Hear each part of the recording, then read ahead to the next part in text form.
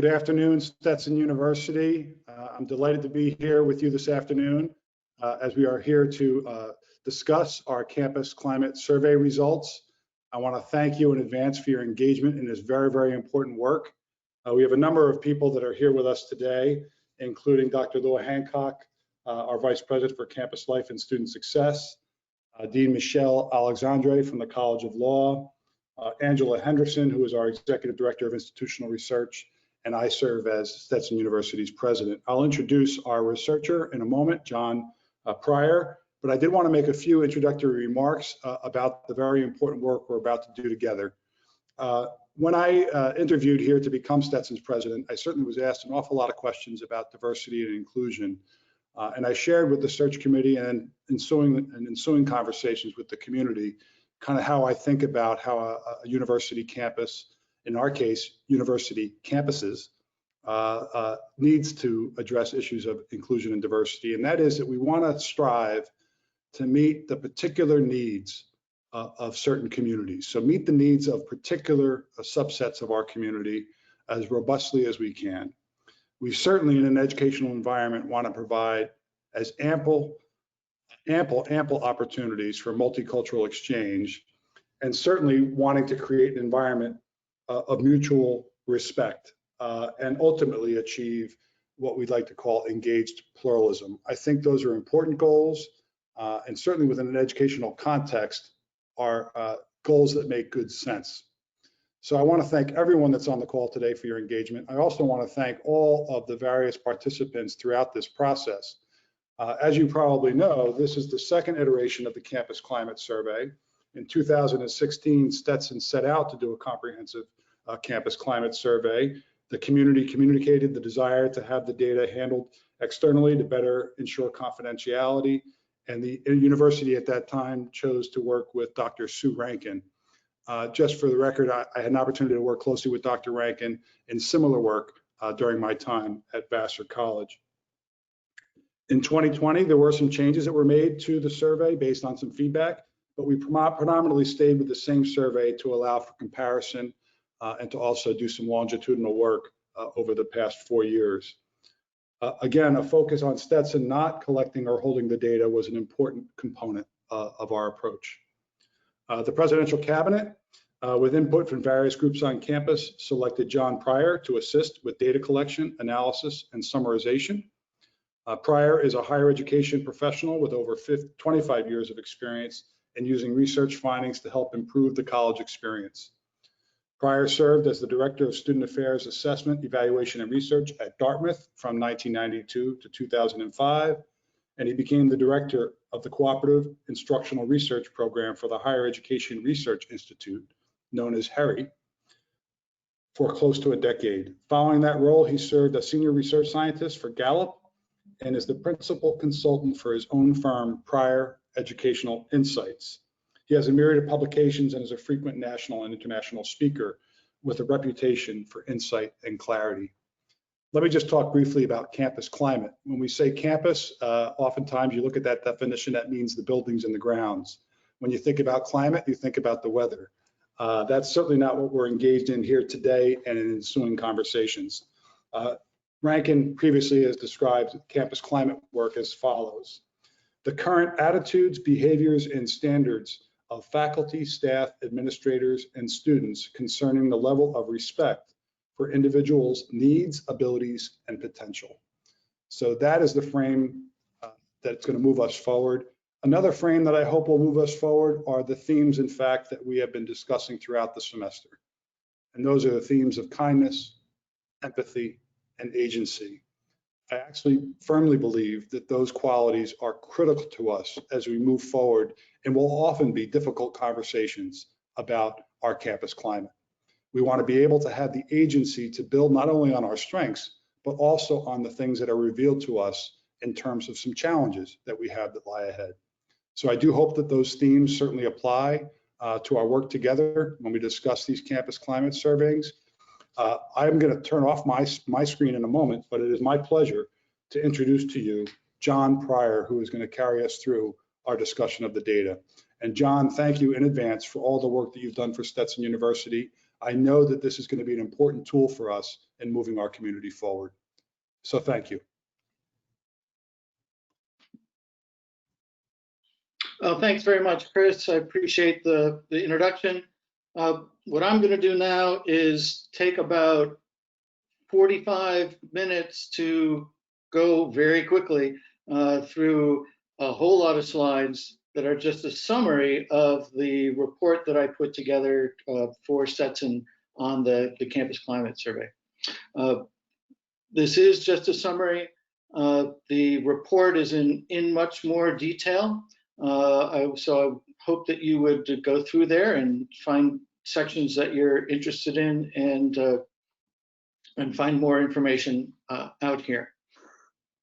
When I started this project, I wanted to talk with a number of people at the DeLand campus and at the College of Law about how the last administration of the Campus Climate Survey went. As Chris mentioned, the Sue Rankin's firm.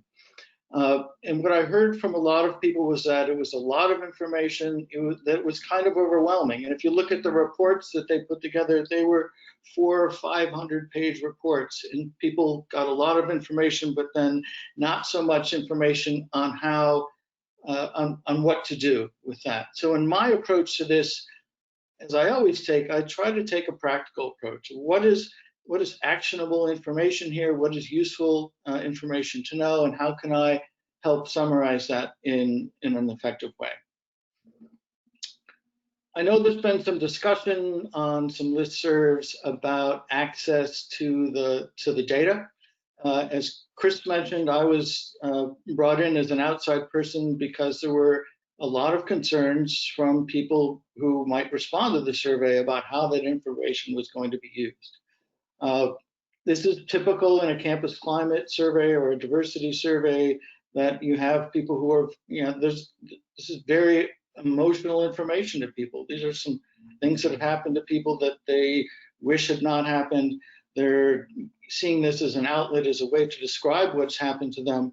And they take us very seriously, as I do, about keeping their information confidential.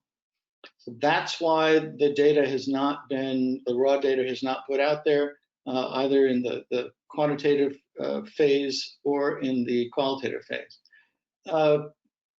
In going through this, I tried very hard to make sure that no information was inadvertently put out there that might lead someone to speculate as to who might have answered in that way or who said that in a particular way. And that means that sometimes I'm not going to be telling you about how some groups responded. For instance, there's not much in there about, Asian women faculty, because it's a very small number. And if I cut out and said, hey, an Asian woman on the faculty said this, you might be able to make some speculation about who that might be. And that's not fair, and it's against the guidelines that we put forth in this project. I've tried to summarize the comments as best I can.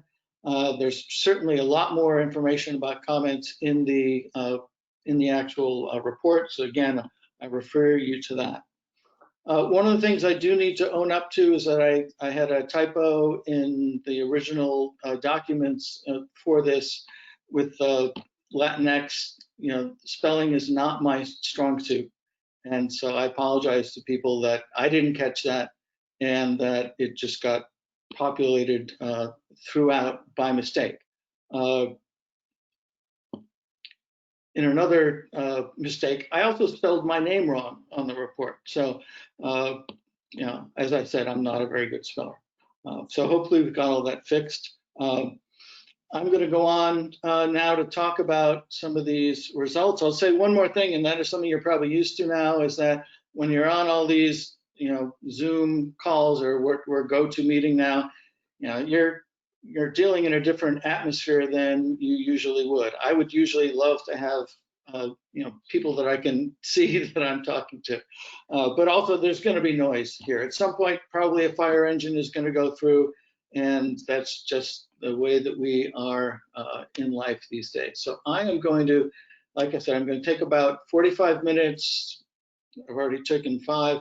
to go through this. Then there's going to be time for questions for me about the report, the summary after that, and then we'll move on to people from the DeLand community talking about what the next steps are. So I am going to take myself off camera here and let's go. Here we go. All right, so as Chris mentioned, this the 2020 administration was using the Rankin and Associates survey that's developed in 2016 with a few tweaks. We did ask a few questions towards the end of the instrument about how things have gone in the last 4 years in terms of you as a respondent saying that whether you were aware of certain things or you participated in certain programs. And I meant to say earlier that I really want to thank all of the respondents that took so much time and effort into responding to this survey. As you can see, we had a higher response rate in 2020, 35% of the total population, which is pretty good. And thank you all for doing such a good job with that. In terms of looking at this by position, which is mostly what I tried to do in terms of looking at the responses here, as opposed to a general response from everybody, because everybody's experiences are so different. We had, so kudos to the faculty, 57%. That was the top response rate here.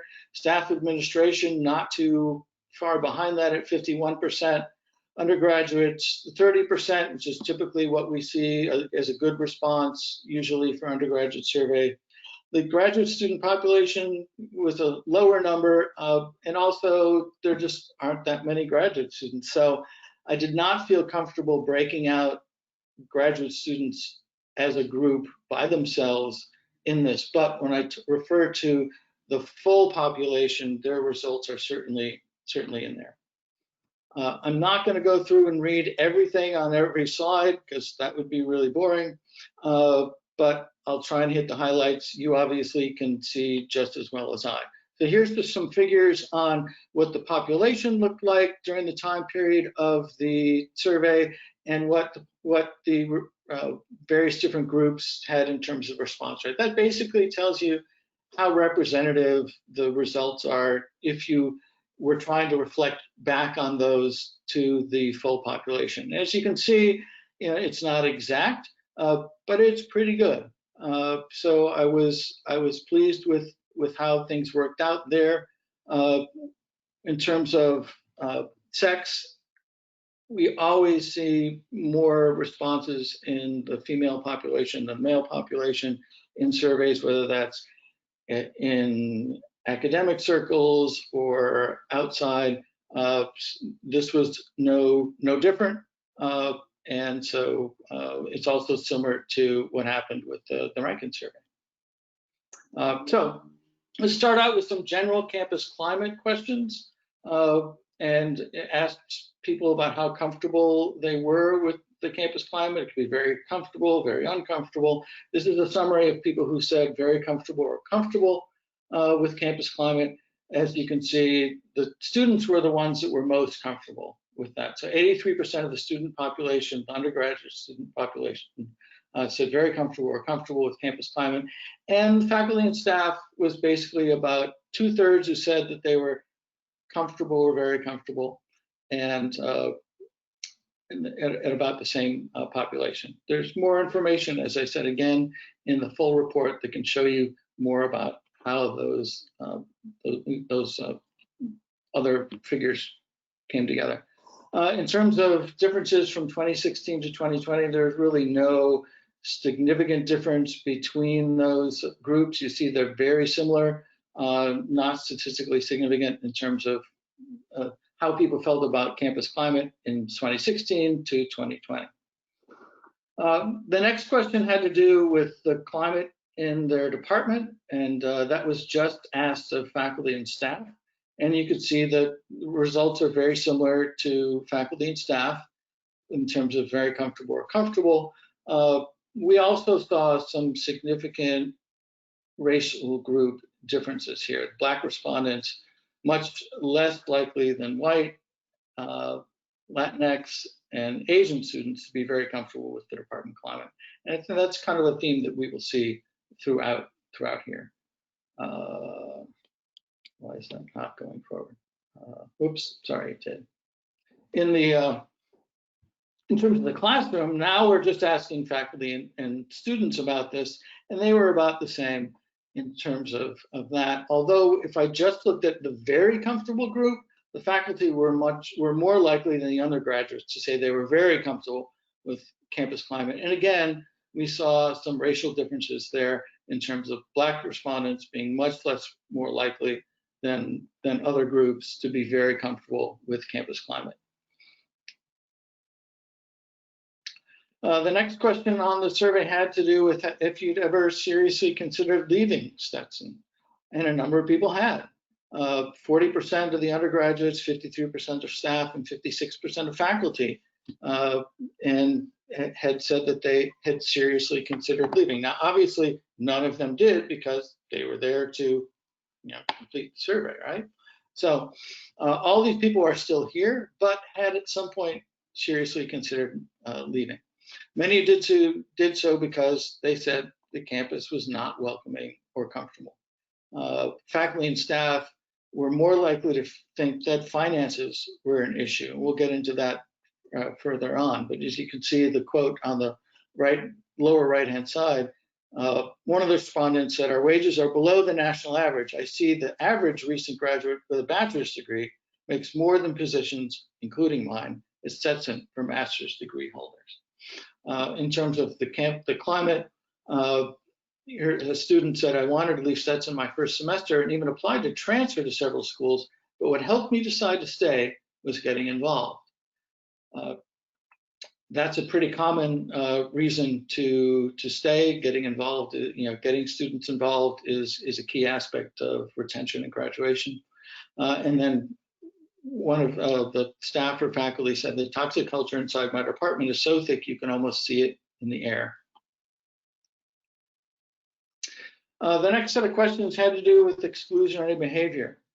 Have you personally experienced any exclusionary behavior? And that definition in the survey was whether you were shunned or ignored, intimidating, offensive, and or hostile conduct, bullied or harassed. All those come under this definition of exclusionary behavior. Overall, there was really no change from people who said that they had experienced that from 2016, 23% both times. And we had 30% for faculty, 23% for staff, 21% for undergraduates. Here's a quote that was illustrative of this. In this day and age in our country, I'm more sensitive to microaggressive and racist behavior. I've had people ignore my instructions, not reply to emails, say rude things to me, etc. Sometimes I ignore it. Sometimes I confront them about it. Unfortunately, that is life as an African-American woman. So although we saw no difference in people reporting that kind of behavior was something they'd experienced, one of the more positive things in the report is that there was a 50% increase in reporting such behavior from 21% to 2016 to 30% in 2020. So I was pleased to see that change.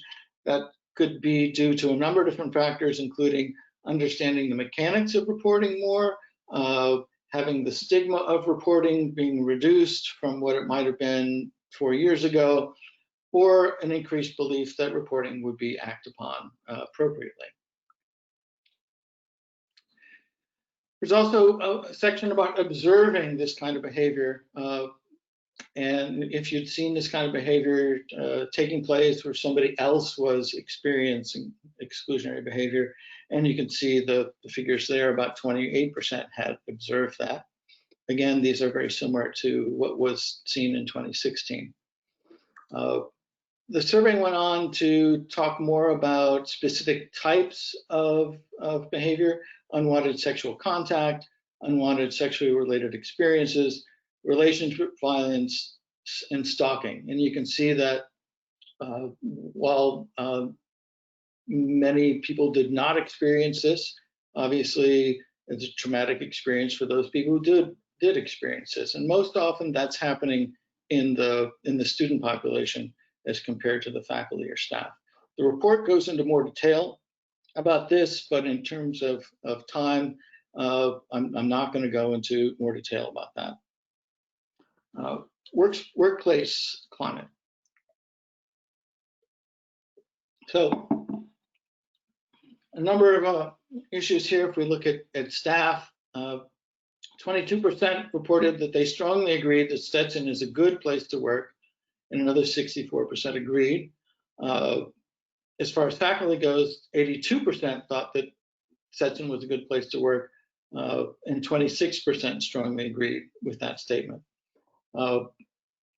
Another question was how staff opinions were valued by Stetson faculty and administration, and fewer than half agreed that those were that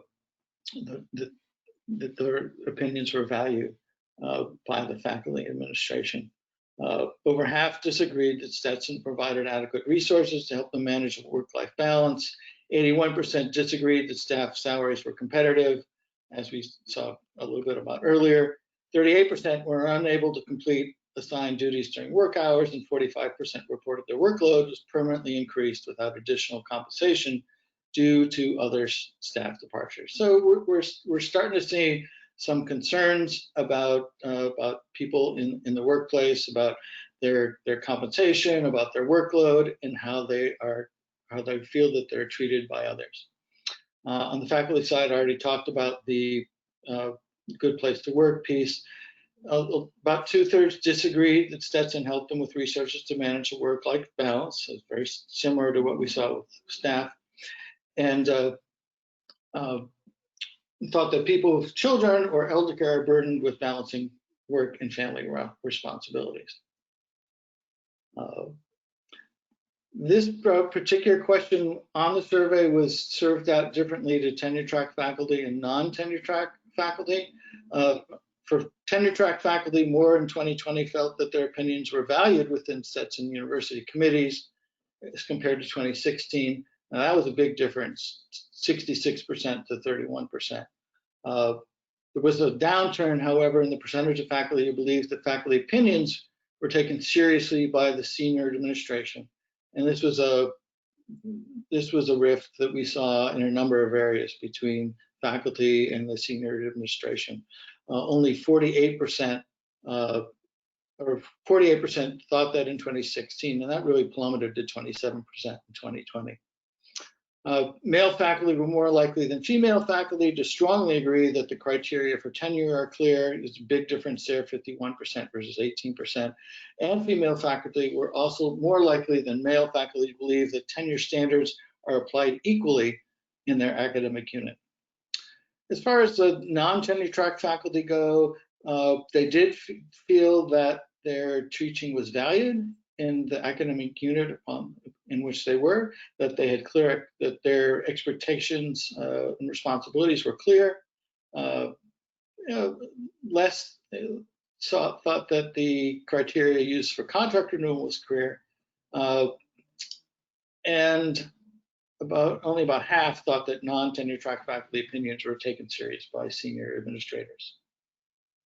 In terms of hiring practices, a number of people thought that they had seen unjust hiring practices, and the survey did describe what those would be. As you can see, there's a significant difference by racial group here in terms of observing those experiences, in terms of hiring practices and in terms of unjust promotion practices.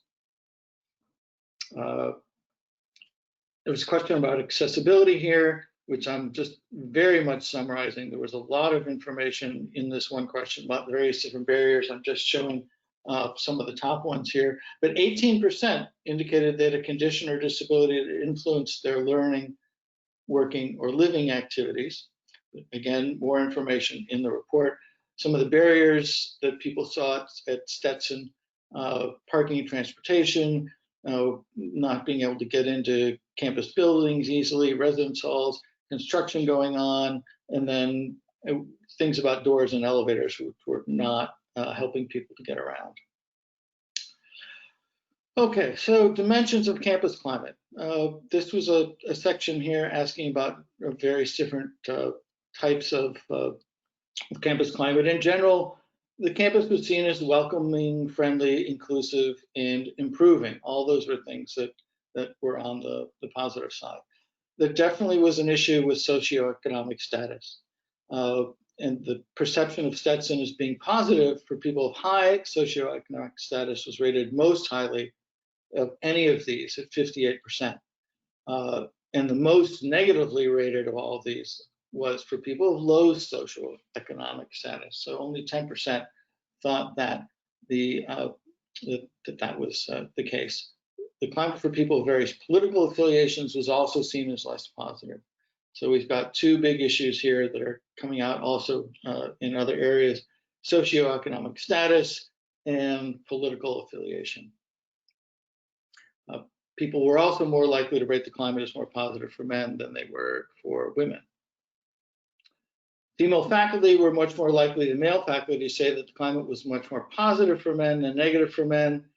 56% asked in that far left category, number one, very positive, versus 27% of that should say female faculty, not male faculty. When asked about the climate for being positive or negative for women, male faculty were much more likely to say very positive than female faculty at 18%. And similar issues for looking at issues of high socioeconomic status. So there was a question that came in earlier from ways in which people put in that said that asked for an explanation of why I put this slide in this particular way. So in this question, you're answering from 1 to 5 about racism, ethnocentrism, transphobism, all these different aspects of the way the campus could be seen. And as we saw on the last slide, 1 is completely free, and then 5 is like this is there's just always racism all the time. The reason why and the question about this was, why did I depict this set of responses in this particular way, as opposed to in the opposite direction, and looking at it from a point of oppression, really. And the reason is because this is where this slide is talking about differences between 2016 and 2020. In the report, all of the information is in there about whether somebody answered, what percentage said 1, what percentage said 2, what said 3, etc. But in this particular slide, I was looking at the differences from 2016 to 2020, and this is where the differences were. If we look at the, for instance, racism. So is this, are you constantly encountering racism would be in the 5 category. Only 2% said that. All the other answers here are in the 2, 1, 3%. There's really, there's nowhere to go in terms of showing any difference from 2016 to 2020 in there. So that's why this information was depicted in this way, because it shows the change. As I said, if you want the full information, that is in the report. Some of the, as we saw in some earlier pieces that I talked about, we've got some issues about classism. Only 23% in 2020 and 22% in 2016 felt that Stetson was not classist with respect to socioeconomic status. And then there was also a question about being classist with respect to the position on campus. That is, are you faculty, are you administrator, are you a student? And that was also no difference, 29% in 2020 and 24% in 2016. In both of these years, these were the lowest areas when you ranked the results by that first column of answers. Another question was on students' issues of feeling valued and appreciated. And a lot of these have to do, like I was talking earlier about involvement, these are all issues that have to do with retention and student success. If you're not feeling valued and appreciated on campus, then you are more likely to not be successful and to leave. So students were more likely to strongly agree that they feel valued by Stetson faculty than staff. The undergraduates were more likely than the faculty and staff to believe the campus climate encourages free and open discussion of difficult topics. In terms of racial ethnic differences, we saw that there was a difference between Asian students and Black students, strongly agreeing that Stetson is a good place to go to college, compared to 40% of Latinx and 43% of white students. We saw that Asian students and Black students, again, were less likely to strongly agree that the faculty perceived them as role models, or they had faculty that they perceived as role models, as compared to a much larger number of Latinx and white students. And then Asian students and Black students were also less likely to strongly agree that they had staff they perceived them as role models, because compared to Latinx and white students. So many of the staff at Stetson feel valued by their coworkers and supervisors, although fewer felt similarly valued by Stetson students. Again, all these figures are in the report. They're much less likely to feel valued by Stetson senior administration and faculties. Only 14% of the staff strongly agreed that they feel valued by Stetson faculty. There was mixed agreement when asked if Stetson encourages free and open discussion of difficult topics, with only 18% strongly agreeing that and 10% strongly disagreeing about that. We had a difference in between male and female staff in terms of strongly agreed to being valued by Stetson senior administrators, whereas 29% of men felt that way and only 9% of female staff felt or strongly agreed that they were valued by Stetson senior administrators. In terms of the difference between 2016 and 2020, we had staff replies in here. Feeling valued by coworkers outside their department dropped from 31% to 21% from 2016 to 2020. Everything else is fairly similar across both those years. Faculty ratings on feeling valued and appreciated. Many Stetson faculty felt valued by most people at Stetson, but about 1/3 disagreed that they're valued by senior administrators. That figure was similar for feeling appreciated by senior administrators. So it's basically the same question, except one said appreciated, the other used the word valued. So male faculty members were much more likely than the female faculty members to strongly agree that they felt valued by faculty in their department, felt valued by their department or program chair, felt valued by other faculty at Stetson, felt valued by staff at Stetson, and were less likely to strongly agree that their teaching was valued at Stetson. There were no differences between the 2016 and 2020 responses for faculty. It seemed the most important piece here in these faculty results were the vast differences in how male faculty and female faculty felt. Question about institutional priorities was we asked about whether you felt as a respondent that this was the highest priority, a high priority, medium priority, et cetera.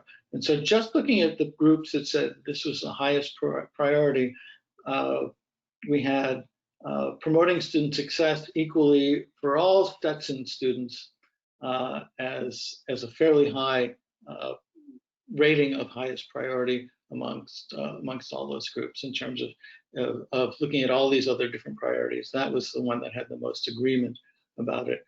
Similarly, providing adequate institutional resource to ensure student success for all students, although faculty were less likely to say that they thought that was the highest priority than were undergraduates and staff. Drop down to the bottom here, promoting gender diversity in faculty administration. You can see that varies, but is also fairly low. 18% of faculty thought that was the highest priority, and 25% thought that promoting racial and ethnic diversity in the faculty administration was of highest priority. Interestingly enough, there was a big difference there with staff, which were much more likely to say that that was a high priority of the institution.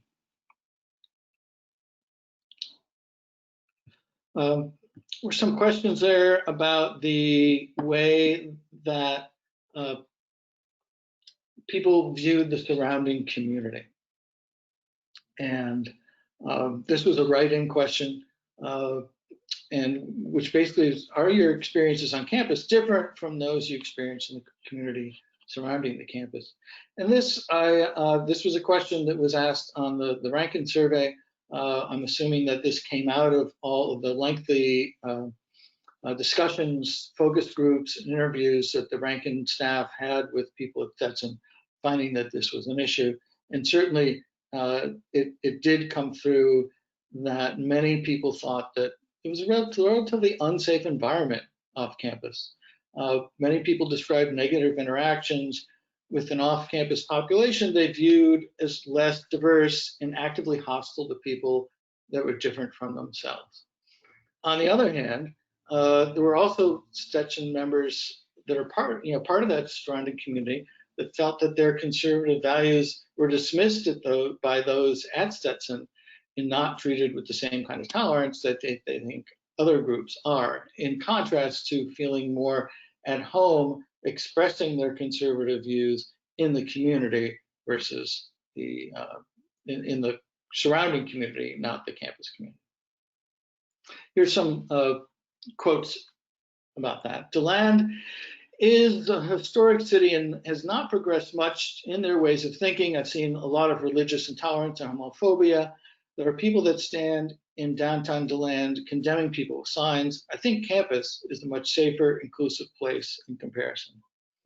Another person said, DeLand has a Stetson bubble, meaning that Stetson's campus is much different than the surrounding DeLand area. Going to DeLand High School, I never encountered Stetson until I became a student here. DeLand could definitely benefit from more involved outreach from Stetson, since there's a pretty large socioeconomic disparity between the university and the town it's a part of. And here's one person said, I feel a lot safer on campus than off. When I'm out with friends, I feel uncomfortable and unsafe. When I was out with friends, I've been honked at on multiple occasions and have been approached by strangers. Here's some more in DeLand. I sometimes feel unsafe due to the strong presence of residents who are Trump supporters and have Confederate flags. Then another person says, on campus, I feel safe and free to walk around by myself, but off campus, I do not feel that way and do not plan to anytime soon. Contrarily, another person says, I do not feel the most comfortable in the, I do not feel most comfortable in the DeLand community and make it a point to always travel with others. You can read that as well as I can. This is where I thought I was going here. Another point of view, although less prominent, has to do with Stetson not being seen as welcoming to conservative viewpoints. One person writing, campus is totally liberal and not open to conservative ideas, speakers, or conversations. Another person said, this university is a bad place to be a conservative person.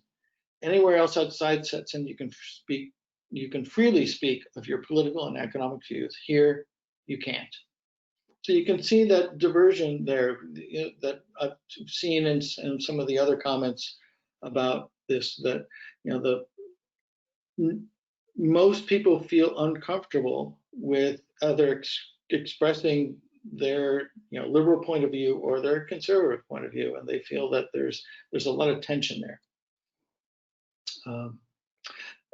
Another question asked for recommendations from various different groups. Do you have any specific recommendations for improving the climate at Stetson? Now, a lot of the answers here just kind of reiterated things that I'd heard before and weren't actually recommendations, but I did try to pull out some of the common themes here. In terms of students, it was most about affordability. They see tuition as being too expensive. They see housing as being too expensive. Some people suggested having more scholarship money. One specifically mentioned increasing financial aid for study abroad, pointing out that that the more affluent students were able to do a study abroad, where the less affluent students were not able to take advantage of that. Other recommendations to have more and better training for everyone at Stetson in terms of diversity, increased awareness of programs that are offered, and generally to be more inclusive. Now, some students wanted less of a focus on diversity and more on academics. Some wanted there to be more of a focus on understanding and providing aid for people with mental health issues at Stetson, and saw that as an issue of diversity that was not often discussed. And also commuter students felt that they were really not included in many things that might increase a positive campus climate for them. So this just illustrates what I was just talking about. In the interest of time, I'm just going to let you read that later time. Here again, just more of what I just described. Focus on supporting students and raising the graduation rate. Want to focus on placed on academics, not painting the grass green, etc. So in terms of staff, staff echoed a lot of points that had made previously. There was tension and mistrust between various groups at Stetson. Upper administration and faculty was often described. Others talked about communication issues that was more in their own particular department.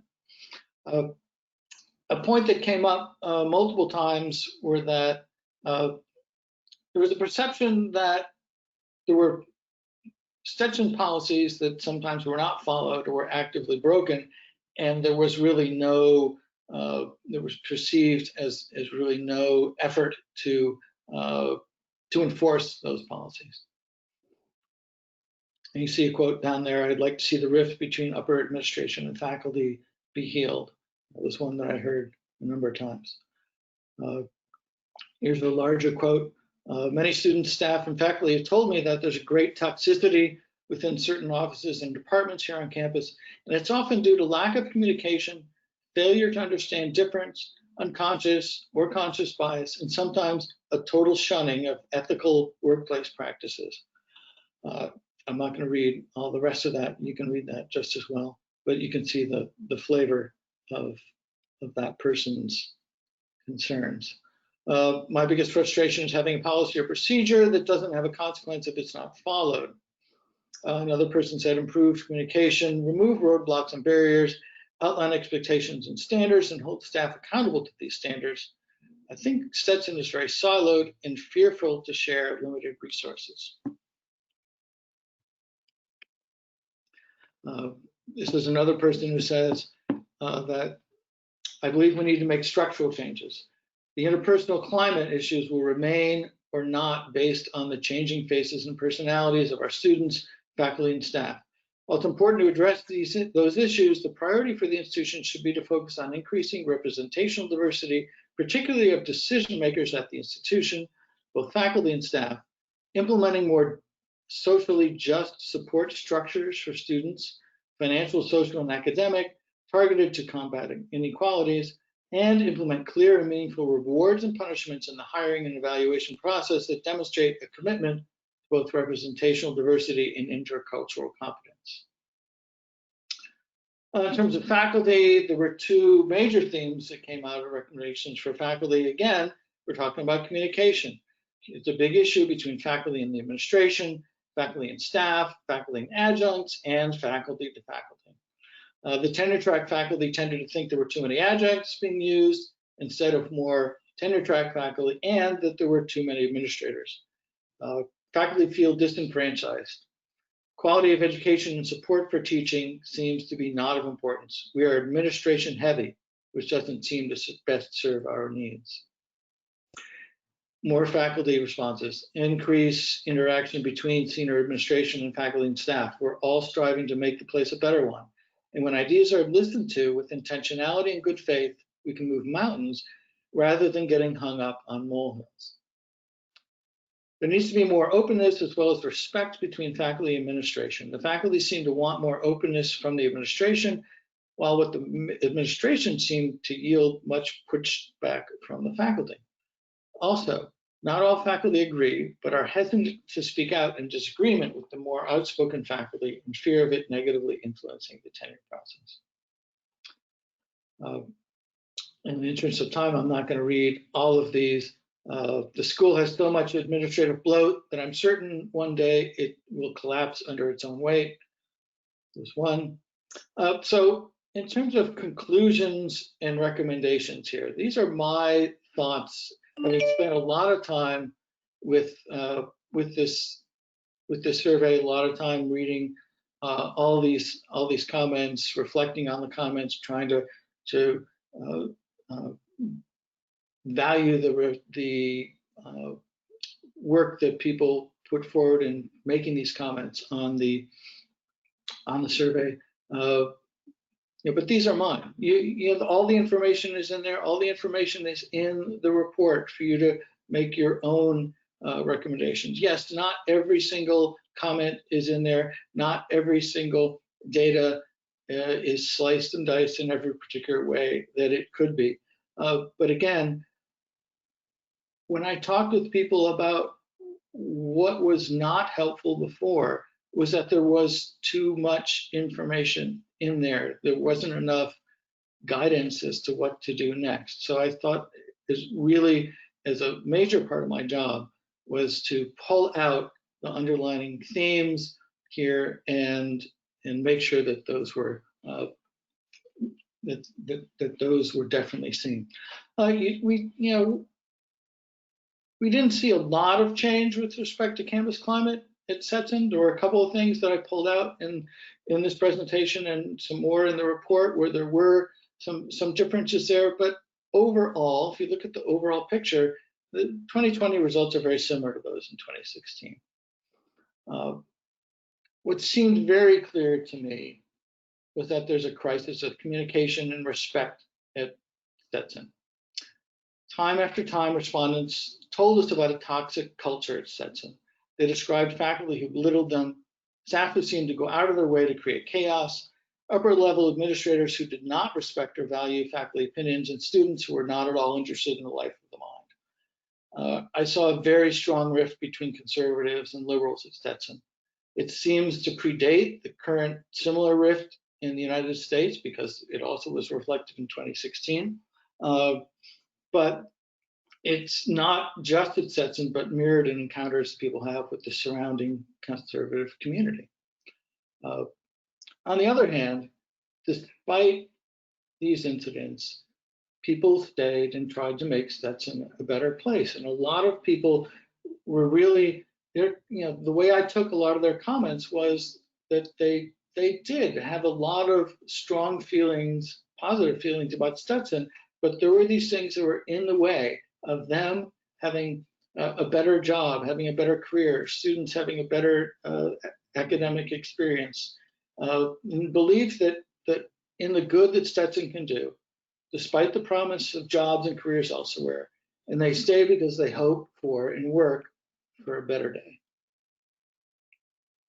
So here are my recommendations. I know that you're going to be spending a lot of time over the next year talking about the results of this survey, of your other experiences that have to do with campus climate.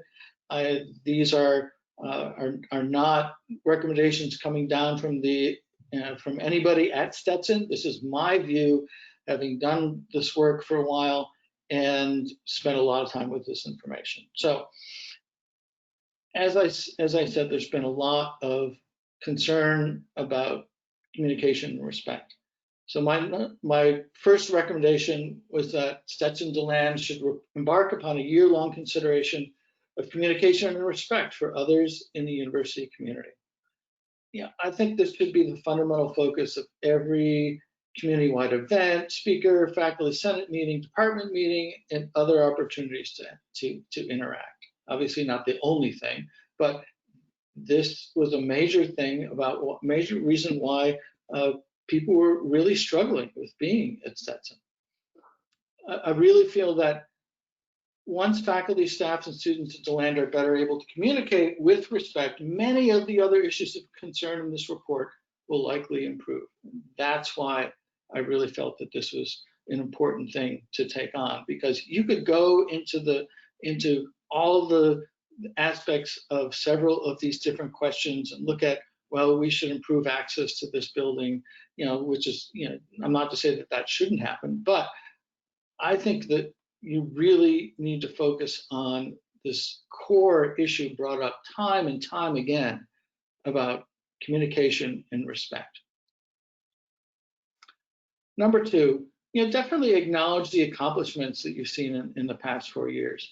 It's like the reporting of the inclusionary conduct was up 50%. That's a positive change. One of the things that I didn't really talk about was DeLand undergraduates being more likely to have positive views of their academic experiences in 2016. So there are positive things in there. Don't just focus on the stuff that's really problematic and hard, but pat yourself on the back for some of the things that have been a change for the better. There was a very kind of problematic question in there, which I didn't make it into the summary here, about initiatives that people already have at Stetson. It was something that was developed by the Rankin Group. A number of people in the comments at the end of the survey pointed out this is a really tough question to answer, and I agreed with them. But what definitely popped out is there's a lot going on at Stetson that people don't know about.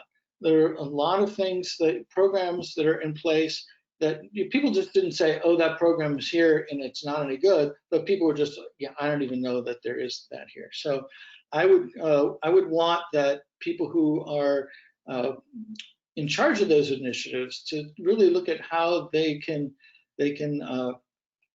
promote what they're doing, because most of the people at Stetson who were asked about these programs said, yeah, if this were here, in many cases, which it was, that would improve campus climate. So definitely promote that.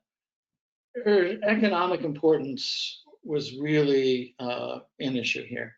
The faculty, staff, and students were all concerned about finances. Many people felt that they're compensated less at Stetson than their peers. Some people, they're looking elsewhere for employment. A primary complaint was the lack of assistance from Stetson with childcare. It came on, and there's much more in the report about this. And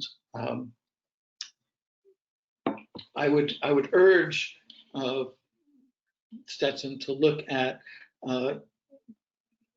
increasing the ability to have childcare, as well as engage upon a salary study. I mean, obviously there's huge problems right now with economic viability at every institution of higher education in the country. But that's an even greater time at which your people are hurting. So I would urge you to put a salary study together. And then finally, I would suggest that you review the assessment plan for campus climate. And I'm trying to get my screen. Oh, there we go. Oops, now I lost the slide. But the final recommendation there was to review the assessment plan. I don't think that doing the Rankin survey again is going to be, oh, thank you. I don't think that doing the Rankin survey again is going to tell you very much. I would suggest you do a much more shorter series of poll taking surveys that you do more frequently. And there's always a way to look at existing data, even if it's not a campus climate survey, there's always a way to look at survey results from that lens. So those are my recommendations. Again, take those into account when you're thinking over the next year about what you want to do in terms of campus climate at Stetson. My views are not necessarily going to be the only ones that you should listen to. And again, please read the full report and find out a lot more than I could tell you in 45 minutes. I actually went a little bit over. Sorry, Angela. Okay, there's plenty of time for questions now. Okay. We've had a couple of questions come in. So first and foremost, to give, I guess, a bit of a framework and to inform the understanding that these results are based solely on the number of people who in fact submitted a survey, correct? Well, yeah. That's the only thing that, yeah. Right. That was the scope of the project, to implement the survey and then to analyze that. Definitely, like I was just saying, there are other ways of looking at campus climate. I understand that Angela just released the Harry Faculty Survey, which I used to run at UCLA, results that you guys, the faculty, looked at. There's plenty of issues of campus climate in there to look at. So, yes. Okay. So there's a question about somewhat of a disparity between the overall ratings showing, I think it was on slide 6, the overall ratings of very comfortable or comfortable being rather high, but then some of the comments having a disparity kind of being at odds with that. How do you address that? Well, there's certainly a large number of people who did not say that they were very comfortable or comfortable.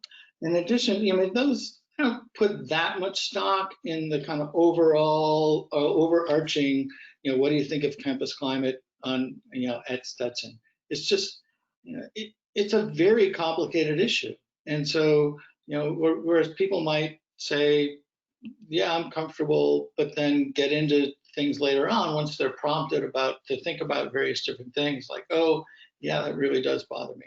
Or get into very specific things. I mean, you could think that, the childcare, as many people do, the lack of childcare resources, et cetera, as being a huge problem for you. But in the scheme of things, you might still say, yeah, I'm comfortable with the campus climate. So I don't put that much stock in those generic questions. Great. A question about the difference between 2016 and 2020 in the exclusionary behavior, where you had noted that there wasn't a large change. Do you have any insights on whether that's a positive or a negative, or any additional thoughts on that? Those kinds of questions are always very complicated because you don't know what people thought of as being exclusionary behavior in 2016 versus 2020. And definitely, I mean, there was a definition there. I mean, sometimes we see information, see things go up and down because the way that people understand the issue is different than they did before. So you might, it might be the same person answering in both years, but over 4 years, they've come to understand that exclusionary behavior is a broader arena than they thought it would be.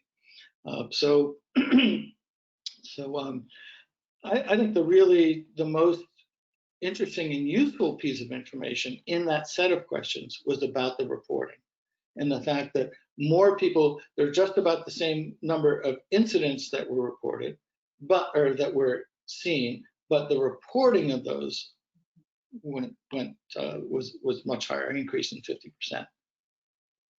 Okay. Another question has come in.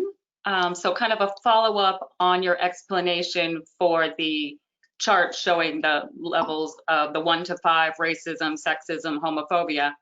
Was there an intentional choice as to why you showed it in that way, or can you clarify why you didn't show it from the inverse, a little more detail to show that the vast majority do not think that we're free of those things? And I think you touched on that, showing that, if I understood correctly, what you were demonstrating was the difference. Right, and that, so like I said, in the report, all those numbers are there. Mm-hmm. Here it is, right there. That's all of the table there. But if we look at the farther end of that, like I said, you've got 2% answering that they constantly encounter racism at Stetson. You've got 1% saying they constantly encounter xenophobicism. And so that's not where the difference was. The difference was from 2016 to 2020, which is all that slide is about. It has to do with those particular areas of that far reaching behavior. But like I said, there's all that information is in there for you to look at. Okay. All right. One question about the initiatives question that I know we found a little problematic. If an initiative exists, even if it's not well known, and the climate has not changed significantly from 2016, then that initiative is not likely to be improving the climate despite perceptions that it might. Do you feel that that is an accurate statement? Can you say that again? I want to make sure that I understand exactly what. And I'm trying to read it carefully too. If an initiative exists, even if it is lesser known, but the campus climate has not changed significantly from 2016 to 2020, then that initiative is not improving climate despite perceptions that it might. Is that correct? Well, I think the issue here is about how many people are exposed to those particular initiatives because they don't know that they're going on. So you could have a really good program, but only 10 people, were impacted by it because nobody else knew about it or, took place in it. So I don't think it necessarily has to reflect upon the utility of that program. But I mean, it could. I think the issue is that a lot of these resources were available that people didn't know. And I think that one of the good things to come out of that would be to get those a little bit more well understood and known. Okay. A question about the increase in reporting that we saw and that you highlighted as well for the exclusionary behavior. Do you recall if in the report there's more information about where people were reporting these occurrences and why perhaps they felt safer to do so? Where they were reporting or where people were reporting and why perhaps they felt safer to report in 2020 as opposed to 2016. That's a hard thing to pull out because there weren't a lot of people in the comment section saying this happened to me in 2020 and didn't happen to me in 2016 or vice versa. So it's hard to tell the nature of the relationship between 2016 and 2020. In that, there's definitely more information about, especially in comments, about how people dealt with reporting and felt about reporting. In some cases, it was a success for them. In some cases, it just was not. So again, yes, to get back to the first part of that question, was there more information in the report? Yes. The answer always is there's more information in the report. Right. A question about the survey itself, that for the faculty aspects, if the survey focused heavily on teaching, not going into research, service, etc. I'm assuming that's because the survey was largely based on the survey that was done in 2016. Is that correct? Oh yeah, well, probably I would say 97% of that survey was the survey that the Rankin Associates put together. So and as Chris said earlier on, that was a specific request of Stetson to not change too much. I had to kind of twist a few arms to get some questions added in there that I thought might be useful, but we tried not to. I don't think we took anything out. And in fact, if there was anything that we did with the original questions was, trying to maybe make them understood a little bit better by inserting definitions into the text that weren't there before. Okay. Can you speak more about how those reported did or did not feel that their reporting was acted on appropriately? I know that was one of the questions in the survey, is whether the perception was that things were handled appropriately or not, and whether there was a difference from 2016 in that aspect. I don't believe so, but I don't have that right at the top of my head. I know it's in the report. The report is over 50 pages long.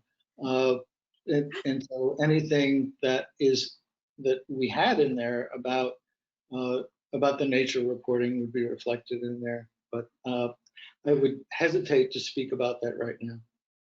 Okay. All right. That's seems to be most of what we have in the question queue. That's everything I think that we haven't touched on in some way. Okay. So I think we're ready to kick it over to Lua and Michelle if we're done with questions. So Okay, thank thanks, you. Angela. Yes.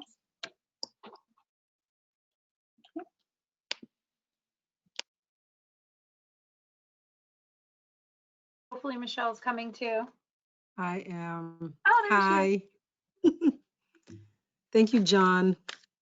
And thank you, everyone who participated in helping us with this process. We know that the implementation administration of the survey itself was labored by many, with the help of many of you, the various diversity groups on campus, on all campuses, the students, the staff. We couldn't have done it without you. Additionally, to hark back on John's general tenor and takeaway, I think we have learned a lot about the importance of communicating with each other with respect, no matter what. So I think that's what I'd like to start with the idea of the call for respect that John Pryor, an external individual, has put in front of us and what that means for us. And second, the need to trust a process and collaborate with that effort of respect to see where it may lead us. To that end, in our last few minutes is exactly what we will talk about, the process and how it will depend on you, whether or not you think you can think of steps we could include in this process, whether or not we all can help each other show up in our best ways to further the conversation about how to elevate the campus into its better form. And one of the first thing we are doing to engage in the year-long conversation we'll have on this is that cabinet, members of cabinet will own this conversation as well. This will not be something that happens out of the body of Stetson University. It will be very much of its body. That means that the members of cabinet will ask the very hard questions that every constituency at Stetson will ask. And I know Lua will elaborate a bit further about the additional groups that we will form and the timeline, etc. But I think it is a watershed moment at a university where we're asking ourselves the hard question that the leadership from the president to everyone will be asking the same similar question. So Lua, do you want to take it up? Yeah, I'll talk pragmatically for a few minutes about the timeline and what the next steps are. And then I'll talk again a little bit more about the deep questions that we're asking ourselves, because many of you have been turning in comments on the page on the where the campus climate is posted. And I want to talk a little bit about those because I think that they're deep and important. Like Michelle said, we both agree this is a watershed moment for Stetson to act at this time. So the timeline review, we'll go ahead and put the link in the chat where you can see the timeline. I'm going to be posting different links. They all go back to where the main campus climate survey is posted. And as you look at that timeline, you'll see that we spent a lot of time talking about, certainly you don't want talking to just end in talking, but you also don't want a checklist of action items that you feel like when we've checked those things off, then we have completed campus climate. So it's a mixture of making sure that we spend the time that's needed. Also, we felt like last year, maybe we didn't do a good enough job. I'll say I didn't do a good enough job in allowing for more spaces for members of the community to participate in the problem solving, the idea generation, and the conclusion. There were some committees for sure, and I'm not downplaying the work of those committees. If you served on that committee, thank you so much. I think we have an opportunity to engage the community in a more purposeful and robust way at this point. And that takes time. So if you see on the recommendations, what you'll see is that we thought first it was really important for us to just understand the data. We got a lot of questions about what are you going to do now? We're going to talk about that. But the first step is, what is the data telling us? And what if we actually just listened to it and believed it? Didn't say, now the questions about the data set are valid questions. We should ask those. But what I hope that people don't do is that doubt other people's lived experience that is expressed in the data. The data is there. People are telling us this is their lived experience, and we need to listen to that. Sometimes I notice in a community a tendency to say, oh, well, that wasn't my experience. I think, no. Let's just assume they're correct in their own lived experience. And then what do we do next after we better understand the data? So now on the website is available a comment section where you can start to suggest subgroups. And we want subgroups that are going to work on things. I'll mention one. I'm not trying to influence the decision that's made, but I think we all saw a decent amount of difference in the lived experience of identifying male and female faculty and some of their opinions. So do we need to look at that? Do we need to look at the sex differences with some of the processes and satisfaction, for example? That might be one that we want to look at. The political affiliations, whatever. And we have experts in a lot of these areas, both people who have lived expertise and also people who have studied expertise, academic expertise, who could come up with some solutions. So those groups, you could also say, I'd be willing to serve on that group. I nominate myself or someone else to serve on that group. So we're going to collect those groups. We're going to look at it. The Diversity and Inclusion Committee at the College of Law, the Brown Center, the EIG group in DeLand, Cabinet, the Diversity Inclusion Leadership Team are going to look at all of those recommendations and hone them down into a list of working groups. Those working groups will be announced by October 5th. And on that date, you'll be able to go to the website and say, I'd like to serve on this group in this way. The goal is as those subgroups work throughout the year, and part of the reason we had to extend this is we didn't want people to be working post-Thanksgiving, if at all possible. So we kind of shortened the fall semester if the groups start working in October. So we wanted to make sure that there's some status, but also that there's a lot of transparency. We're going to be asking the group leaders to be posting on the web the articles that their groups are reading, the studies that their groups are reading, the recommendations that they're making, and asking for people to say, do these recommendations sound right to you? So that hopefully we can end with a process that we're going to be using, a process that's been very successful at Stetson so far in pockets, that a lot of people don't know we're using, which is called sustained dialogue process. That sustained dialogue process was actually brought to us by students who requested that we spend more time in this dialogue. So we'll post an example of the dialogue guidelines that we're going to use. And then we'll talk a little bit about the, the sustained dialogue process. So anybody who's in any of the groups will be trained a little bit. And how do we do sustained dialogue? The goal of sustained dialogue is dialogue that ends in measurable, concrete, purposeful action steps that are based in people's lived and studied experience. And so we're excited about taking that option. So that's kind of the process, and you can read the rest of it about the timeline, et cetera. And Michèle and I are the co-chairs of the Diversity and Inclusion Leadership Team. We're happy to take any and all recommendations about process, groups, ideas, et cetera. So I think that's really important. I wanted to mention some questions that have already come in, because now is going to be the time for Cabinet, every individual in this community, to ask themselves some of these hard questions, including Cabinet. Like Michèle mentioned, we've been working with President Roellke on what it looks like for, parallel to this process of groups happening, Cabinet to also be owning this work and asking ourselves the hard questions. So here's some questions that came in within the past few days. How do we uplift our students from historically marginalized communities? How do we ensure that all levels and types of faculty and staff voices are centered while we do this work? We typically see the same students, faculty, and staff serving on these committees and working groups. How can we ensure better representation in the post-survey subgroups? Stetson's history with diversity and inclusion has been a series of starts and stops. Past efforts, assessments, and reports were ignored, and consequently recurring themes and issues have been treated like they're new. Likewise, a 30-year history of diversity and inclusion and cross-cultural center reflects continued isolation and contains disturbing staffing patterns that have resulted in repeatedly having to start from scratch. Institutional memory gives us little hope for change.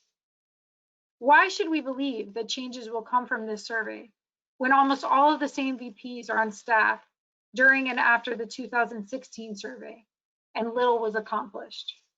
I wanted to say these out loud.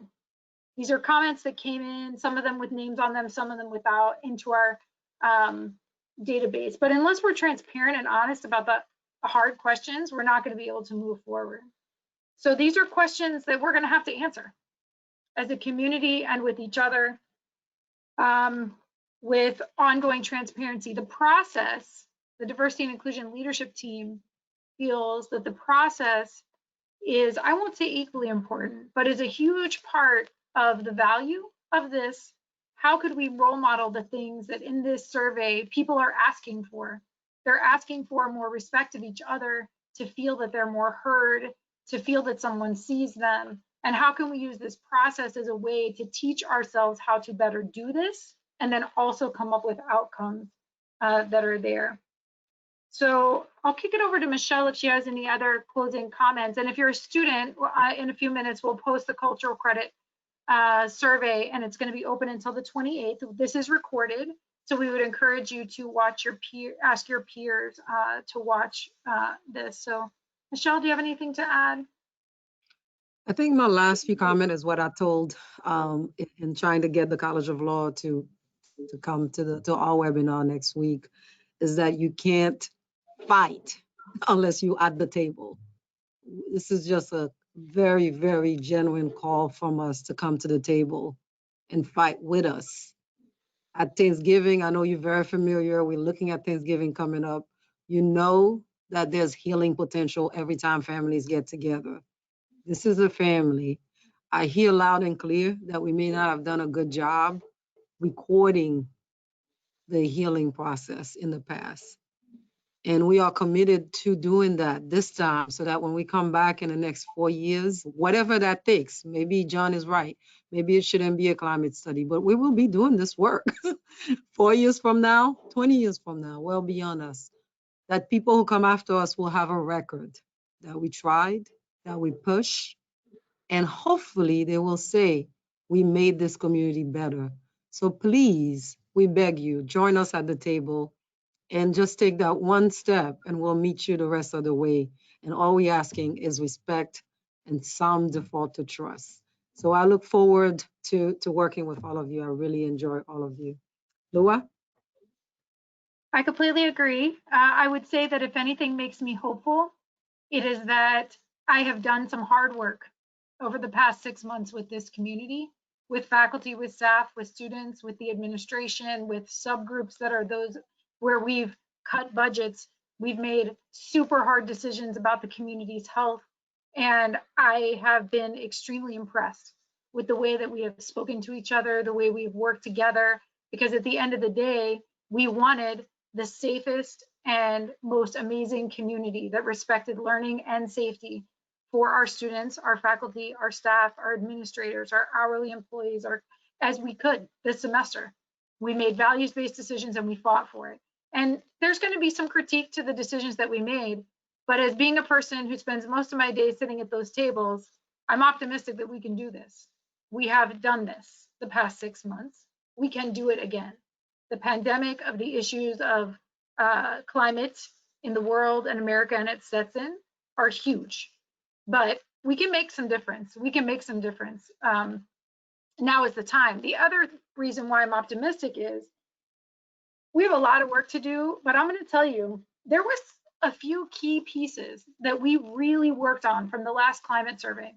And one of them was that students said that they wanted to feel more comfortable reporting things. I'm going to take some agency here. I wasn't going to give my opinion, but I'm going to give it for just a second, since so many people asked about that data point.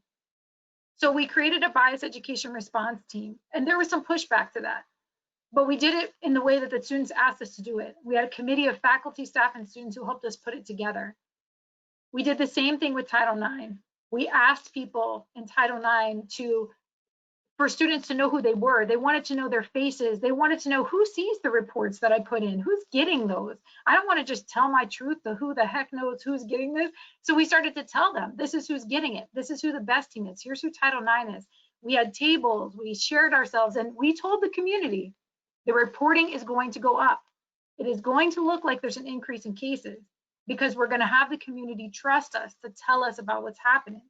And I feel very proud of that work. and that was done by faculty, staff, and students. I'm not owning it, but that to me is an indicator. Some of the other stuff was harder to work on. The faculty administration stuff, it's a bear. We got to work on this stuff. But on the things that we could move, we made difference for this community, and we'll continue to do so. So I am, it doesn't really matter if I'm happy, sad, angry, concerned about doing this work. It is what has to happen. This is our time, and this is the time that we need to work on this. So next week, we'll go back to a webinar about COVID and updates, because people are ready for that, and we will have some partners from Advent Health join us. But I just want to thank you all for being here today, for spending so much time thinking about this. This is just the kickoff. This is the beginning of deep conversations. So thank you so much for taking the time.